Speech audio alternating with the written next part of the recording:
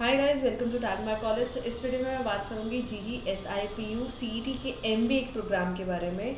So basically the one I am referring is Guru Gobind Singh Indraprastha university, जिसका common entrance test होता है MBA के लिए। बेसिकली वो काफ़ी कोर्सेज के लिए एक ही साथ एग्ज़ाम लेते हैं, लेकिन काउंसलिंग को कोर्स वाइज निकालते हैं, शेड्यूल उसी तरीके से करते हैं। ठीक है, मेरिट मतलब उनकी कोर्स टू कोर्स वेरी करती है।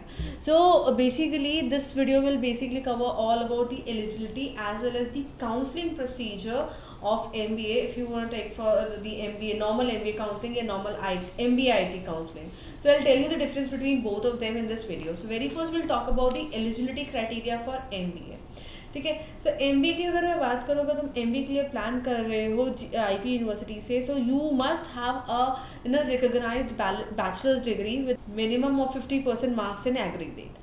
Okay, and as well as if you are not if that is fine if you are having a bachelor's degree with 50%, or apart from that you must have passed the final examination of Institute of Chartered Accountants of India, that is ICAA AI or England, and the Institute of Cost and Works Accountants of India, that is ICWAI or England, or the Institute of Company Secretariats of India, that is ICSI.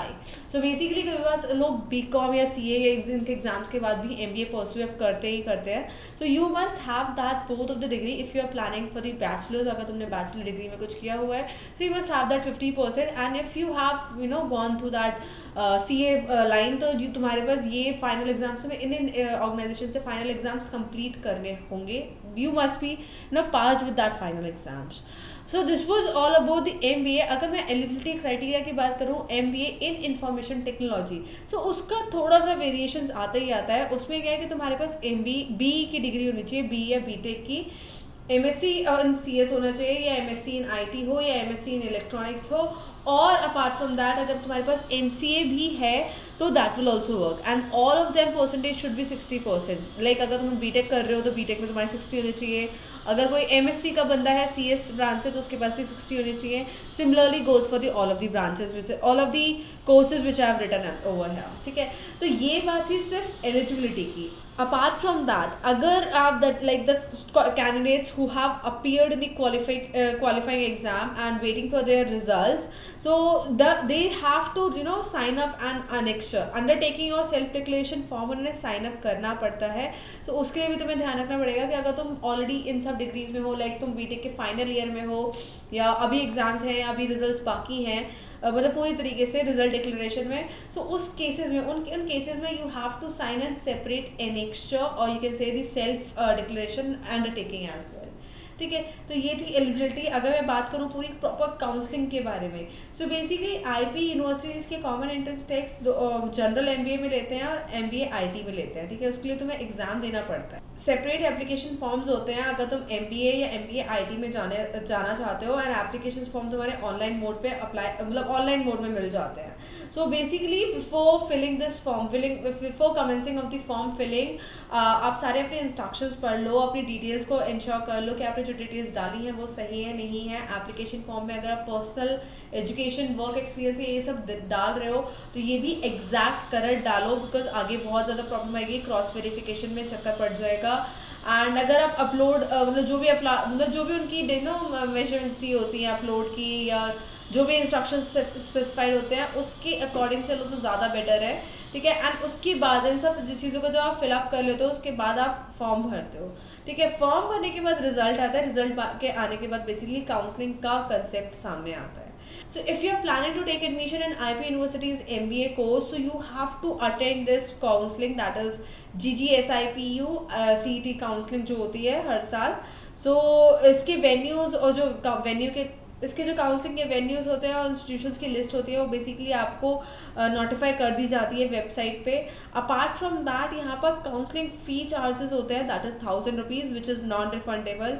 इस फ़ी को देने के बाद ही आप आगे का counselling procedure call up कर पाते हो. एंड जो कैंडिडेट्स होते हैं वो बेसिकली उनके मेरिट लिस्ट पे या रैंक लिस्ट पे बुलाए जाते हैं. ठीक है, उसके बाद डॉक्यूमेंट वेरिफिकेशन होता है. डॉक्यूमेंट वेरिफिकेशन के बाद कोर्स चॉइस फिलिंग होती है, एंड चॉइस फिलिंग के बाद फाइनली अलॉटमेंट होता है. एंड उस अलॉटमेंट अलॉटमेंट के बाद भी आता है क्लेम ऑफ अलॉटमेंट, ठीक है। सो अब अगर मैं बात करूँ कि MBA काउंसलिंग की, तो MBA काउंसलिंग दोनों मोड में होगी, ऑफलाइन में भी ऑनलाइन में भी। अगर तुम IT MBA के लिए अप्लाई करो तो डेफिनेटली वो ऑफलाइन में अवेलेबल है, अगर तुम नॉर्मल MBA के लिए अप्लाई करते हो तो वो ऑनलाइन काउंसलिंग में अवेलेबल है। सो काउंसलिंग के स्टेजेस में ऑलरेडी बता चुकी हूँ। पहला होता है रजिस्ट्रेशन पार्टिसिपेशन का, फिर होता है चॉइस फिलिंग और अगर कुछ भी उसमें एडिटिंग होती है, ठीक है। उसके बाद लॉकिंग ऑफ फाइनल चॉइसेस होता है, फिर वेरिफिकेशन ऑफ द डॉक्यूमेंट्स होता है काउंसलिंग के टाइम पे। फाइनल स्टेप, फिफ्थ स्टेप जाके कहीं होता है सीट अलॉटमेंट हो गई। उसके बाद सीट अलॉटमेंट क्लेम करना वो दूसरा हो जाता है। काउंसलिंग का कंसेप्ट बेसिकली यहीं पर हो जाता है सीट अलॉटमेंट तक। उसके बाद जो भी प्रोसीजर आता है वो आपका प्रॉपर एडमिशन में आता है, ठीक है। अगर मैं बात करूँ GGSIB की CET MBA IT काउंसलिंग के बारे में, सो गाइज ये बेसिकली ऑफलाइन कंडक्ट होगी and this is gonna take place in 2 rounds. तो फर्स्ट एंड सेकेंड राउंड 2 तरीके के राउंड होंगे इस सेशन में। तो पहले राउंड की अगर मैं बात करूँ तो मतलब पूरी की पूरी नंबर ऑफ क्वालिफाइड स्टूडेंट्स आपके मतलब वेबसाइट पे, यूनिवर्सिटी वेबसाइट पे दिखा दिए जाएंगे, डिस्प्ले कर दिए जाएंगे and they have to participate it. And वो जो कॉलिंग होगी वो बेसिकली मेरिट और रैंक के बेसिस पे होगी। सो वहाँ पर आपके डॉक्यूमेंट वेरिफिकेशन का प्रोसीजर सारा शुरू हो जाएगा, ठीक है। So depending upon their merit basically उनको सीट्स प्रोवाइड की जाएगी अगर सीट्स अवेलेबल है। सो हर कैंडिडेट को अपना मतलब अपनी अवेलेबल सीट चूज करनी है जब भी उसका टर्न आता है या जब भी उसका मतलब चांसेस आता है जो मेरिट के हिसाब से आएगा, ठीक है। तो उसके बाद अब जो मतलब अगर वो फीस सबमिट कर देता है, सब कुछ कर देता है, उसके बाद एडमिशन ऑफिसर जो होता है वो अपना एडमिशन स्लिप पकड़ा देता है अगर आपने अपनी प्रोग्राम फी उसी टाइम वहाँ पर पे कर दी है। पे करने के बाद आप कंप्लीट कंफर्म होते हो कि हाँ अब आप इस कॉलेज की सीट अब आपकी है प्रॉपर तरीके से। So as I said, first round of the counselling will be on the basis of this rank and merit and second round of the counselling will we from rank 1 and that will be for all categories. अगर suppose करो आपको लगता है कि आप IT में नहीं जाके किसी और फील्ड को कुछ चेंज करना चाहते हो तो उस टाइम पे आप सेकंड काउंसलिंग में बैठ सकते हो, ठीक है।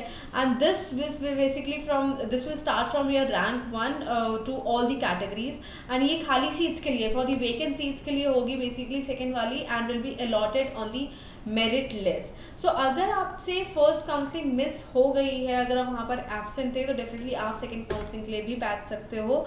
और अगर आपने फर्स्ट काउंसलिंग में 1000 रुपये ऑलरेडी फिर सबमिट कर चुके हो जो कि काउंसलिंग प्रोसेसिंग फ़ी होती है, ठीक है, तो आपको दोबारा देने की जरूरत नहीं होती सेकंड काउंसलिंग में। सो वो फीस वहाँ पर आपकी रिडीम अप हो जाती है। सो बेसिकली कहा जाता है अगर स्टूडेंट्स फर्स्ट काउंसलिंग में उनको एडमिशन मिल जाता है तो अगर सेकंड काउंसलिंग में अगर आपको प्रोग्राम चेंज करना है, इंस्टीट्यूशन चेंज करना है, ठीक है, या कोई और सर्कमस्टांसेस है तो उस केसेस में आप सेकंड काउंसलिंग में डेफिनेटली बैठ सकते हो। MBA की IT के बारे में बात कर रही हूँ, ठीक है।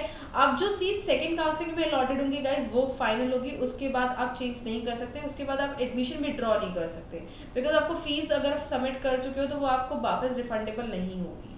अगली बात करते हैं GGSIPU CET MBA काउंसलिंग के बारे में। सो बेसिकली इसकी काउंसलिंग जो है वो टोटली ऑनलाइन है। ऑनलाइन बोले तो सबसे पहला स्टेप जो होगा वो सबमिशन ऑफ फी होगा पार्टिसिपेशन का जो कि 1000 रुपीज़ है which is non refundable, plus इसके बाद चार्जेस भी लगेंगे, ठीक है। सो ये फीस आप कैश पेमेंट कर सकते हो, चालान जनरेट करा लो या किसी इंडियन बैंक में जाके सबमिट कर दो या फिर डेबिट कार्ड, क्रेडिट कार्ड या नेट बैंक से सबमिट कर दो, ठीक है। उसके बाद आपको होना है रजिस्ट्रेशन करना है। So after you will get a receipt of the counselling participation fee, so you just have to register yourself online on the website and in the registration you have to provide all the credentials, all the details like personal, academic, contact details. So all those things will be provided at the time of your registration. Registration की बात करें तो उसके बाद आता है आपका choice filling and locking. तो choice filling is very important, it's compulsory for the seat allotment. Registration के बाद basically you will be asked to fill up your choices for the allotment. So जितने पॉसिबल हो सकते हैं institute जितने courses के according, जितनी प्रेफरेंसेस के अकॉर्डिंग सबको भर डालो यहाँ पर, किसी को मिस आउट मत करना। एंड अगर आप इसमें नहीं बैठे सो बेसिकली आपकी कोई ऑप्शन नहीं दिया जाएगा चॉइस फिलिंग के लिए, सो आपका रजिस्ट्रेशन भी फुल कंप्लीट नहीं होगा, एडमिशन के लिए कंसिडर नहीं किया जाएगा। So this is a very crucial point. And हाँ, अगर आपको एडिट, मॉडिफाई या ऐड या डिलीट करना है तो वो भी आप कर सकते हो, ऐसा कोई बात नहीं है। यहाँ पर आप चॉइस फिलिंग का आपको पूरा का पूरा दिया जाता है एंड फाइनल लॉकिंग भी होती है। उसके बाद कहीं जाके आपका आता है सीट अलॉटमेंट, जब चॉइस फिलिंग पूरी से कंप्लीट हो जाती है, देखा जाता है कितने बच्चे हैं, मेरिट के बेसिस पे कौन कौन बच्चे किस हिसाब से क्या क्या हुआ है, उसके बाद आपके आती है सीट अलॉटमेंट का रिजल्ट आता है, वो भी आपको ऑनलाइन मिलेगा इस केस पे, ठीक है। So there will be a link to check this as well कि आपको मिला है या नहीं मिला है, या एडमिशन पेंडिंग है या किस तरीके से है। So that is the thing. And अगर सीट अलॉट हो जाती है तो डेफिनेटली एक अलॉटमेंट लेटर होता है, उसको ज़रूर पेड कर लेना, क्योंकि उसके बाद आपको उसकी एकेडमिक फ़ी जो 40,000 होती है वो भरनी होती है। सो इसकी भी वीडियो मेरे पास बनी हुई है, so you can guys can check it out in a deep way. So this was all about GGSIPU University's MBA counseling. To know more about our updates, please do not forget to subscribe us. Till then, keep watching, keep subscribing and keep commenting. Bye bye guys.